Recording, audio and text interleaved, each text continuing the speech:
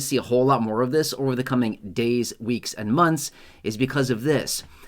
Political posturing. Again, it's no shock whatsoever why they're talking about this right now and why I do believe they're going to continue to talk about these big, great ideas around Social Security as we get closer and closer and closer to early November. It's not going to be over yet. We're going to hear a whole lot more about this. Now, it could potentially turn into a good thing for Social Security beneficiaries. Again, I have no idea what they're going to do. I don't know if they're going to pass it or not. I'm just saying maybe it turns out to be a good thing for beneficiaries. I'm not sure. I'm just saying anytime that lawmakers are doing something around Social Security, they're talking, they're introducing legislation, it's in the headlines. At the end of the day, I feel like more attention is always better. Anyway, let's pop this article up here now. Feel free to do the details on this. And again, the information in this article is honestly pretty cookie cutter. It's like basically all the information you'll find in any article out there right now around this $2,400. Take your pick. It really doesn't matter. They all basically say the same thing. But anyway, here in this article, again, this is in regards to the Social Security Expansion Act. Now, this is not a new piece of legislation. Bernie Sanders introduced this, again, probably 3 years ago, 3.5 years ago, something like that. I don't remember exactly which year it was, but it was, a handful of years ago, he introduced this for the first time. He introduces it about 1 or 2 times per year. Well, he was just back out the other day and reintroduced this as well, and also alluded to it in a Dear Colleague letter that he sent out to, well, he's not a Democrat, which is weird because he identifies as an independent, but he's like as much of a socialist as they come. So yeah, he's definitely not an independent. Well, I guess he could be an independent. Whatever. It doesn't matter, okay? Not trying to make this a political video. I'm just saying, okay? Let's just call a horse, okay? Let's just call it what it is for a second.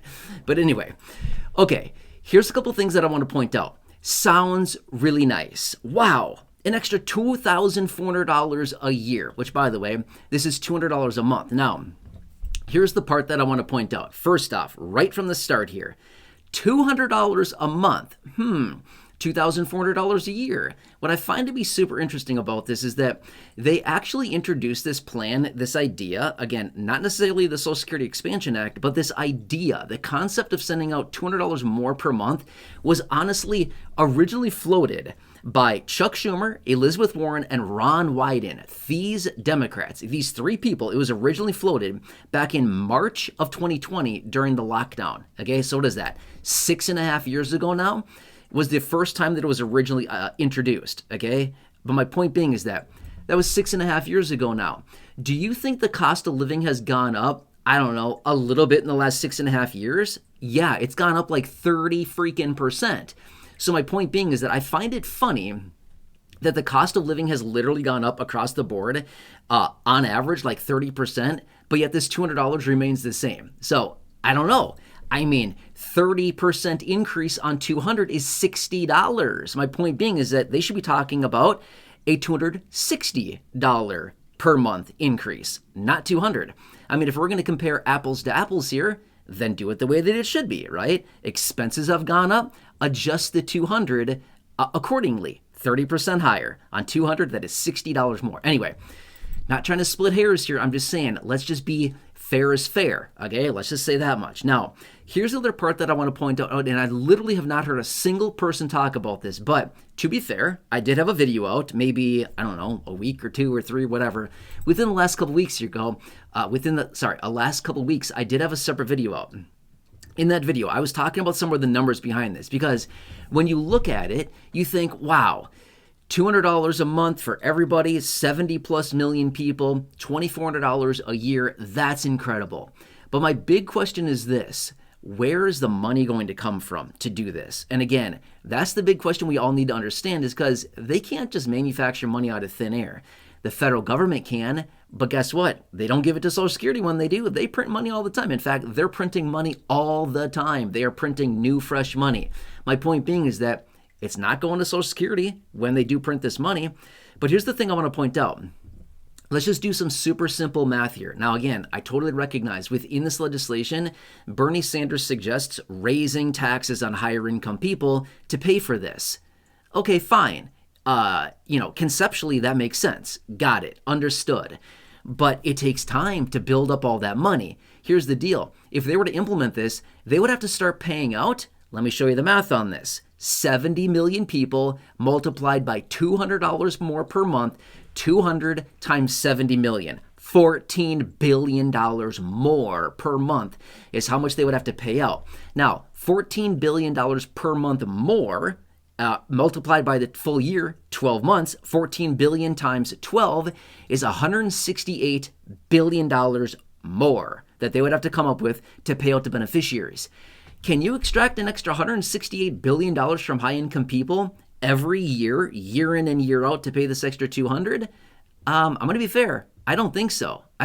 Reason being is the high-income people that Bernie Sanders is targeting to get the money from is a teeny tiny percentage of our population. It's only like 5 to 7% of our population that actually has an income high enough to support the higher taxation that Bernie Sanders wants.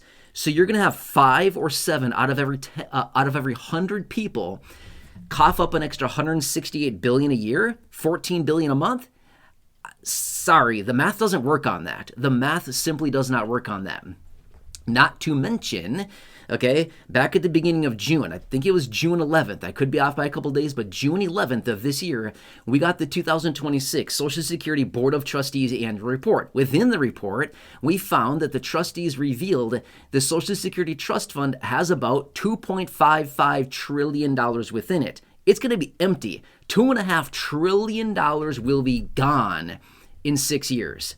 Can you imagine that? I'll tell you this much. If you and me had $2.5 trillion, we couldn't spend it in 6 years. I'm just saying, we could not do it. We could buy countries. We could buy all the jets and all the cool stuff we ever could possibly want. And we could not spend $2.5 trillion in 6 years. It'd be practically impossible for any individual person to spend that much money. It is so much money. But it's going to be gone in 6 years. Empty, totally gone. Imagine what would happen if they put an extra $168 billion of liabilities, as in payments, on top of that to go out to beneficiaries per year. By the way, it would be compounded every single year because of the COLA and things like that. So that number would only get bigger and bigger and bigger every single year. That's a lot of money. It's a lot of money, which, by the way, right now, according to, again, the 2026 Social Security Board of Trustees annual report, they said that they pay out about They pay out about $1.6 trillion of benefits per year to beneficiaries. So that would increase from 1.6 to 1.768. No, wait, did I say that right? Yeah. I said that right. Okay, yeah. Had to check my math for a second. $1.768 trillion is how much they would pay out in the event that they did this. That's a lot of money. That's a lot of money that they would be paying out in addition to all the